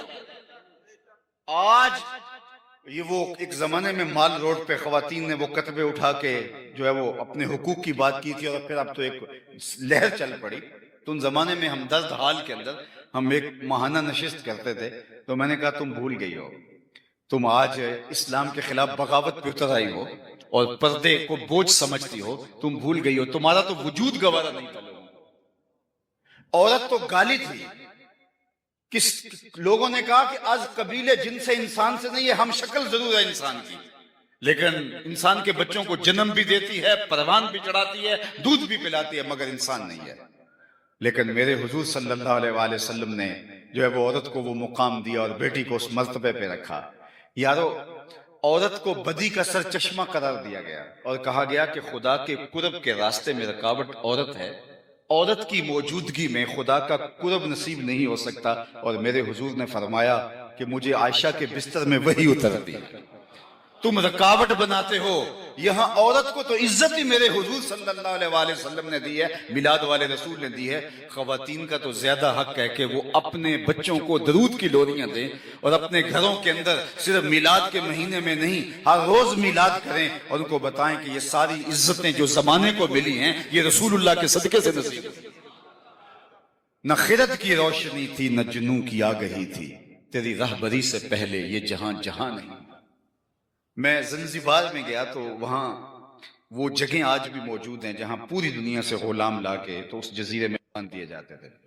پھر جہازوں میں بھر بھر کے وہاں منڈی لگتی تھی اور لوگ جو ہے وہ پوری دنیا کے اوپر غلاموں کو سپلائی کیا جاتا تھا. تو آج وہاں غلام نہیں ہے, لیکن وہاں جا کے آج بھی ان جگہوں کو دیکھ کے رونگٹے کھڑے ہو جاتے ہیں. یہ وہ جگہ تھی جہاں غلاموں کو یوں بیچا جاتا تھا. کبھی آپ منڈی مویشیاں میں گئے ہیں, عید کے موقع پہ تو قربانی کا جانور لینے کے لیے ضرور جاتے ہیں, تو آپ نے دیکھا ہوگا کس طرح جانوروں کی کمر ٹٹول کے دیکھی جاتی ہے کہ اس کے وزن کا اندازہ کریں, اس کا منہ کھول کے دیکھا جاتا ہے, دانت دیکھیں اور اندازہ کریں کہ عمر کیا ہے. یہی انسانوں کے ساتھ ہوتا ہے. ان کے سر پہ کمر پہ بوجھ ڈال کے چلایا جاتا ہے, دیکھیں کہ اندازہ کریں کہ یہ کتنے زور والا ہے, پھر اس کی گولی دی جاتی. دنیا کی منڈیوں میں انسانیت کی یوں تزلیل ہوئی. بکتے تھے غلام, پردہ فروشی ایک بہت بڑا کاروبار تھا. اور پھر کتنا دردناک منظر تھا کہ باپ اور بیٹا یا دوست کی بھائی ایک اس چبوترے پہ کھڑا اور ایک اس چبوترے پہ کھڑا بولی کے لیے لائے گئے اور لوگ بولیاں دے رہے ہیں. اور پھر خرید کے ایک علاقے کے آدمی نے دوسرے ملک کے آدمی نے خرید لیا اور پھر وہ آخری ملاقات کرتے ہیں. ماں اور بیٹی کنیزیں بن کے بکنے پہ آئی ہیں اور وہ ان چبوتروں پہ کھڑی ہیں. تو ماں کو کوئی اور خرید لیتا ہے, بیٹی کو کوئی اور خرید لیتا ہے, پھر مختلف علاقوں میں لے کے جاتے ہیں. اللہ اکبر. یار اپنی مرضی سے جانچ پرکھ کے رشتہ کیا جاتا ہے. اور ہر پہلو سے، ہر تناظر سے جو ہے وہ دیکھا جاتا ہے کہ ہماری بیٹی کے لائق بھی ہے کہ نہیں. اور پھر بیٹی کو جب رخصت کیا جاتا ہے، اگلے دن وہاں جانا ہوتا ہے ولیمے پہ، اگلے دن بیٹی نے گھر آنا ہوتا ہے، جب چاہے ملاقات ہو سکتی ہے. لیکن جب بیٹی کو رخصت کرتی ہے ماں اس کا کلیجہ پھٹ رہا ہوتا ہے، جبکہ وہ ساتھ والے محلے میں جا رہی ہوتی ہے. تو ذرا تصور کریں کہ اس پھٹے پہ ماں بک رہی ہے اور اس پھٹے پہ بیٹی بک رہی ہے، اور پھر دو مختلف ملکوں کے آقا ان کو خرید کے لے جا رہے ہیں، دوبارہ شاید کبھی ملاقات بھی نہیں ہوگی. تو جب وہ آپس میں جدا ہوتے ہوں گے تو کیا درد پھوٹتا ہوگا اور ان آنسوؤں میں کتنی آگ ہوتی ہوگی. یہ دنیا کی منڈیوں میں سرے بازار ہوتا تھا، روز ہوتا تھا، اور یہ روز انسانی درد کی کہانیاں رقم ہوتی تھی. یہ میرے حضور آئے صلی اللہ علیہ وآلہ وسلم. آپ نے علماء سے سنا ہے کہ سویبہ نے جا کے کہا کہ تیرے مرحوم بھائی کے گھر بیٹا پیدا ہوا ہے، تو ابو لہب نے کہا کہ جا تو آزاد ہے. تو اس پر اس کو کیا فائدہ ہوا علماء سے آپ سنتے ہیں، لیکن میں جس پہلو کی طرف آپ کی توجہ دلانا چاہتا ہوں وہ یہ کہ حضور نے صحن کائنات پہ قدم رکھا، غلامی کی زنجیریں ٹوٹنے لگیں. پھر اتنے طریقے دیے غلام آزاد کرنے کے، قسم توڑ بیٹھو غلام آزاد کرو، کفارہ قتل میں غلام آزاد کرو، کفارہ زہار میں غلام آزاد کرو، روزہ توڑ بیٹھو غلام آزاد کرو. ویسے ترغیب دی غلام آزاد کرنے کی. حضرت عثمان غنی رضی اللہ تعالیٰ عنہ ہر جمعے کو ایک غلام آزاد کرتے تھے. حضرت عمر رضی اللہ تعالیٰ عنہ جو زیادہ نمازیں پڑھتا تھا غلام اس کو آزاد کر دیتے. غلاموں کو یہ آپ کی عادت اور آپ کا مزاج سمجھ میں آیا تو انہوں نے زیادہ نمازیں پڑھنی شروع کر دی، تو آپ نے آزاد کرنا شروع کر دیا. تو لوگوں نے کہا عمر آپ بولے ہیں، یہ دل سے نہیں پڑھتے، یہ آپ کو دکھلانے کے لیے اور آزادی کے لیے کرتے ہیں. تو حضرت عمر نے کہا یہ مجھے خدا کے نام پہ دھوکہ دیتے ہیں، میں 100 بار کھانے کے لیے تیار ہوں. اللہ. صحابہ میں سب سے امیر حضرت عبد الرحمن بن عوف رضی اللہ تعالیٰ عنہ، انہوں نے اپنی زندگی میں 30,000 غلام آزاد کیے ہیں. اس دور کی سب سے مہنگی سخاوت غلام آزاد کرنا تھا. 30,000 غلام حضرت عبد الرحمن بن عوف نے، پھر باقی اصحاب نے، حضرت سیدنا صدیق اکبر رضی اللہ تعالیٰ عنہ نے، مولا کائنات نے، باقی اصحاب پیغمبر کی زندگیاں دیکھیے. اور آج اگر دنیا کے اوپر غلامی موجود نہیں رہی ہے تو یہ کس کے دیے ہوئے نظام کا صدقہ اور صلہ ہے؟ غلاموں کو عملی طور پہ غلامی اب ختم ہو گئی، اور جب تک غلام موجود رہے ان کے لیے آداب بتائے لوگوں کو، جو خود کھاتے انہیں کھلاؤ، جو خود پہنتے انہیں پہناؤ. اللہ اکبر. وہ غلام جو آقا کا جوتا دھوپ سے اٹھا کر چھاؤں میں رکھے اور آقا اس پہ بھی کوڑے مارے کہ تم نے میرا جوتا میرے پوچھے بغیر چھوا کیا ہے، کیوں چھوا ہے؟ وہ کہتا ہے صاحب دھوپ میں خراب ہو رہا تھا اس لیے میں نے چھاؤں میں رکھ دیا. تو آقا کہتا ہے نہیں، تیری خوئے غلامی بدل رہی ہے، تو اپنی اوقات بھول گیا ہے، تجھے یاد ہی نہیں کہ میں غلام ہوں، اس پہ کوڑے مارتا ہے. اقبال نے کہا تھا نا غلامی کیا ہے، ذوق حسن و زیبائی سے محرومی، جسے زیبا کہیں آزاد بندے ہیں وہی زیبا. بھروسہ کر نہیں سکتے غلاموں کی بصیرت پر کہ دنیا میں فقط مردان حر کی آنکھ ہے بینا. غلام کی کیا اوقات ہوتی ہے، وہ آقا کا جوتا اذن کے بغیر نہ چھو سکے. سنو، ایک بار نہیں 100 بار میلاد مناؤ، حضور کے ذکر میں دیوانگی کا اظہار کرو. جب غلام آقا کا جوتا بغیر اذن کے چھو نہیں سکتا، حضور معراج سے واپس پلٹتے ہیں اور بلال سے پوچھتے ہیں بلال تو کون سا نیک عمل کرتا ہے، میں جنت میں تیرے قدموں کی آہٹ سنتا. کیا اس سے ایک جملے نے دور غلامی کی ساری تھکن اتارنے دی ہوگی؟ اور بلال فرش سے اٹھ کے فراز عرش تک نہیں پہنچ گیا ہوگا؟ یہ عظمتیں کہ جو جوتا بھی نہ چھو سکے اس کو کونین کا سردار کہہ رہا ہے کہ میں نے تیرے قدموں کی آہٹ وہاں سنی ہے، پستیوں سے اٹھا کے اوج ثریا کی بلندیوں تک پہنچا دیا. انسانیت کا قافلہ بھٹک اور بہک کر جس منزل پہ گرا تھا اور جس اتھا گہرائی میں گرا تھا، اسے اگر نکالا ہے وہاں سے تو آمنہ کے لال نے، میلاد والے رسول نے نکالا ہے. آفتاب زندگی کی ایک شعاع اولی، نور سے تیرے فلک روشن، درخشاں ہے زمین، تیری ہستی روشنی کا ایک حسین مینار ہے، ہر کرن جس کی نشان منزل دنیا ہو دی. تیری نظروں نے تراشے ظلمتوں سے آفتاب، پاؤں تیرے چوم کر ذرے بنے ماہ مبی. اے غریبوں کے سہارے، اے یتیموں کی مراد، محسن انسانیت تجھ سا کوئی. کائنات کو جتنا بھی حسن ملا ہے، بلکہ میں ایک اور بات کروں آپ کی اگر توجہ ہو، دنیا کے اوپر جہاں بھی تہذیب موجود ہے، چاہے وہ کفر کا معاشرہ ہی کیوں نہ ہو، جہاں تہذیب، جہاں خیر کی کوئی قدر موجود ہے، وہ صدقہ ہے میلاد والے رسول. صلی اللہ علیہ وآلہ وسلم۔ دنیا کو خیر دیا ہی حضور نے ہے، اسی چوکھٹ سے نور، روشنیاں اور اجالے بٹے ہیں۔ اس لیے میلاد حضور کی چوکھٹ سے خیرات مانگنا ہے، اور ہم جھولی پھیلا کے عرض گزار ہوتے ہیں، چمک تجھ سے پاتے ہیں سب پانے والے، میرا دل بھی چمکا دے چمکانے والے۔ صاحبان محبت، میں آپ سے عرض گزار ہوں گا کہ صرف ایک دن یا ایک رات یا جھنڈیاں لگا دینے سے حق ادا نہیں ہوتا۔ عقیدتوں کے یہ مظہر ہیں، الفتوں کے یہ رنگ ہیں، اور حضور کے ساتھ پیار کا یہ آہنگ ہے، اور یہ اہل اللہ اور جو ہے وہ حضور کے محبین کا یہ طریقہ شروع سے رہا ہے۔ وہ عقیدتوں کے رنگ کو اپناتے رہے ہیں، لیکن کہیں آپ اس پہ نہ رک جائیں، اپنی ساری زندگی حضور کے نام لگانے کا عہد کریں۔ وہ آقا جنہوں نے غار سجدہ کے نوکیلے پتھروں پہ پیشانیاں رکھ کے ہمارے لیے دعائیں مانگی، صرف ایک دن کے پرجوش نعرے یا پرجوش خطاب حق ادا نہیں کرتا، ہمیں ساری زندگی آقا کریم کے نام لگانا پڑے گی۔ میرے استاد فرمایا کرتے تھے، یہ نہ ہو کہ لوگ تمہیں پوچھیں تم کون ہوتے ہو اور تمہیں بتانا پڑے صاحب ہم مسلمان ہوتے ہیں۔ فرماتے تھے، نہ تمہیں بتانے کی نوبت آئے نہ کسی کو پوچھنے کی ضرورت، تمہاری وضاحت، طرز زندگی، انداز معاشرت ایسا خوبصورت ہونا چاہیے کہ لوگ دور سے دیکھیں تو کہیں وہ دیکھو حضور کا غلام آ رہا ہے۔ نور آنکھوں میں تو چہروں پہ اجالے ہوں گے، مصطفیٰ والوں کے انداز نرالے ہوں گے، دنیا میں بھی ان کے دم سے مقدر چمکا، محشر میں بھی ان کی رحمت کے حوالے ہوں گے۔ آئیے یہ 1500 سالہ حضور کا جشن میلاد ہے، ہم عزم کریں کہ حضور جئیں گے تو آپ کے لیے، مریں گے تو آپ کے لیے، زندگی کی ایک ایک سانس حضور کے نام کر دیں۔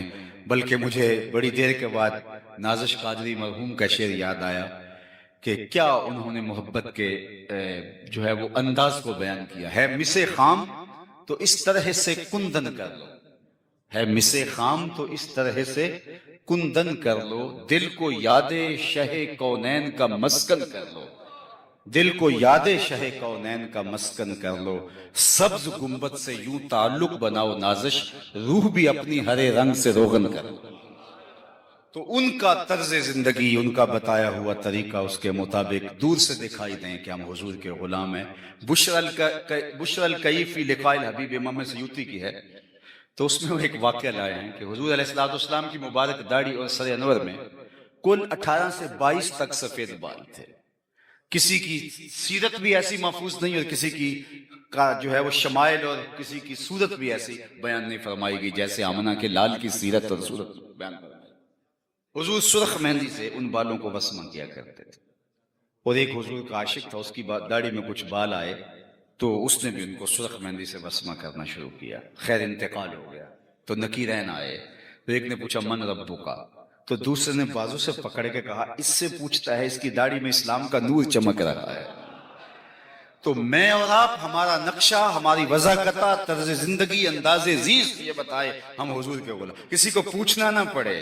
یار کسی سکھ کے بارے میں کبھی پوچھنا پڑا ہے کہ یہ سکھ ہے؟ اس نے اپنے گرو کو ایسا مانا ہے۔ حضرت کرما والے فرمایا کرتے تھے، یار ذرا سکھوں سے ہی جو ہے وہ نصیحت حاصل کر لو، انہوں نے کس طرح اپنے گرو کو مانا ہے، دور سے پہچانا جاتا ہے یہ کس کا چیلا ہے۔ تو حضور کے غلاموں کو بھی حضور علیہ السلام کے بتائے ہوئے طریقے پر، حضور علیہ السلام کے انداز حیات پر ایسے عمل کرنا چاہیے، دور سے پتہ چلے یہ حضور کا غلام آ رہا ہے، حضور کا عاشق آ رہا ہے۔ تو آئیے اپنی زندگی کو حضور کے نام لگائیں، اور یہی میلاد کا پیغام ہے، اور میلاد کے اندر ہم یہی سیکھتے ہیں، سر سے لے کر پاؤں تک ہمارا طرز زندگی اور ہمارے شمائل، ہمارا نقشہ، ہماری صورت حضور علیہ السلام کی بتائی ہوئی تعلیمات کے عکس میں ہو۔ میرے حضرت کا ایک شعر ہے، یاری لا تو پاک نبی سنگ اے پر پوری یاری، یاری لا تو پاک نبی سنگ اے پر پوری یاری، پھر درود قبول ہے تیرا لکھ نہ لوں ایک واری، پھر درود قبول ہے تیرا لکھ نہ لوں ایک واری۔ اللہ ہمیں حضور کی راہوں کا مسافر رکھے اور اپنی خاص عنایتوں کا حظ وافر دے۔ آج کی منعقدہ میلاد النبی صلی اللہ علیہ وآلہ وسلم کے حوالے سے یہ نورانی تقریب جس میں مجھے اور آپ کو حاضر ہونے کا شرف نصیب ہوا، اللہ اس کی برکتیں ہم سب کی زندگیوں میں اتار دے۔ میرے سے قبل حضرت نے آپ سے مخاطبت فرمائی اور میں بھی تھوڑے وقت کے لیے آپ سے ہم کلام ہونے والا ہوں۔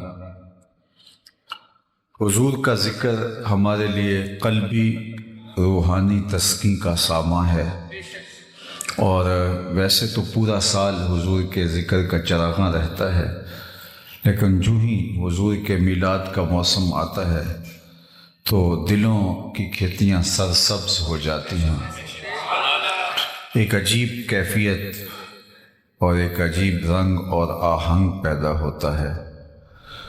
اللہ حضور علیہ السلام کے ذکر کی برکت سے ہمارے سینے روشن فرمائے، حضور کے ذکر کی تاثیرات عطا کرے، باطن اجلے کر دے، اور ہم سب کو میلاد رسول صلی اللہ علیہ وآلہ وسلم کے صدقے سے توفیق عمل عطا فرمائے۔ میں سب سے پہلے آپ کو ایک مجلس میں لیے چلتا ہوں جس کو منعقد ہونے کے لیے مسجد نبوی کا صحن میسر آیا۔ آج تو ہم مجلس برپا کرنے کے بعد عرض گزار ہوتے ہیں، سنا ہے آپ ہر عاشق کے گھر تشریف لاتے ہیں، ہمارے گھر بھی ہو جائے چراغاں یا رسول۔ لیکن اس محفل نور میں حضور علیہ السلام تشریف فرما ہوئے، عملاً چراغاں ہوا، مجلس برپا تھی، حضور حجرہ انور میں تھے، وہاں سے اٹھے اور خرامہ خرامہ اس مجلس میں تشریف فرما ہو گئے۔ صحابہ مجلس برپا کیے ہوئے تھے تو فرمایا ما اجلسکم، صحابہ تمہیں کس چیز نے بٹھایا ہے، جلسہ کاہے کا ہے، کیوں بیٹھے ہوئے ہو؟ جس طرح کوئی آپ سے پوچھے کہ یہ مصروف ترین وقت ہوتا ہے عصر سے مغرب تک کا وقت، اور آپ اس ہجوم کے ساتھ یہاں تشریف فرما ہیں تو کیوں بیٹھے ہو؟ تو آپ کا برجستہ جواب ہوگا کیا آقا کریم کا ذکر سننے کے لیے بیٹھے؟ تو بات ختم ہو جائے گی۔ تو حضور علیہ السلام نے ارشاد فرمایا ما اجلسکم، یہ جلسہ کاہے کا ہے، کیوں بیٹھے ہو؟ تو جو انہوں نے جواب دیا وہ سنیے۔ انہوں نے کہا جلسنا نذکر اللہ ونحمدہ علی ما ہدانا لدینہ ومن علینا بک۔ حضور ہمارے بیٹھنے کا مقصود یہ ہے کہ ہم اللہ کی حمد بول رہے ہیں، اس کا شکرانہ ادا کر رہے ہیں اس بات پر کہ اس نے ہمیں ہدایت دین دی اور آپ کی صورت میں ہمارے اوپر انعام فرمایا۔ فضل رب العلا، اور کیا چاہیے، مل گئے مصطفیٰ، اور کیا چاہیے۔ ہم اس پر شکرانہ ادا کر رہے ہیں کہ حضور آپ ہمیں نصیب ہوئے۔ اب آقا کریم نے فرمایا کہ کیا تم اس بات پہ حلف دے سکتے ہو، قسم اٹھا سکتے ہو کہ اسی کام کے لیے بیٹھے ہو، کوئی اور مقصود نہیں ہے؟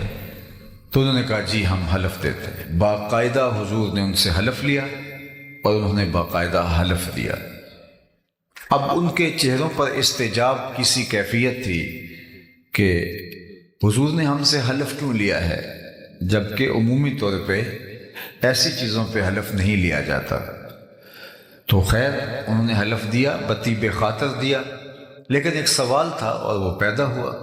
تو آقا کریم نے ان کے چہروں پہ پھیلی ہوئی حیرت کو دیکھا تو فرمایا میں تم سے ابھی جو حلف لیا ہے یہ کسی تہمت کی بنیاد پر نہیں لیا، تمہارے قول کی صداقت پر مجھے کوئی شک نہیں گزرا تھا کہ میں نے حلف سے تصدیق چاہی ہو، بلکہ ماجرا کچھ اور تھا، اور وہ یہ کہ تم یہاں مجلس برپا کیے ہوئے بیٹھے تھے، میں حجرے میں تھا، اتانی جبریل علیہ السلام، میرے پاس جبریل امین حاضر خدمت ہوئے، فاخبرنی ان اللہ یباہی بکم الملائکہ، اور انہوں نے مجھے آ کے بتایا محبوب آپ یہاں تشریف فرما ہیں، ذرا باہر تو نکل کے دیکھیے، آپ کے صحابہ کے اس عمل پر اللہ فرشتوں میں ناز فرما رہا ہے۔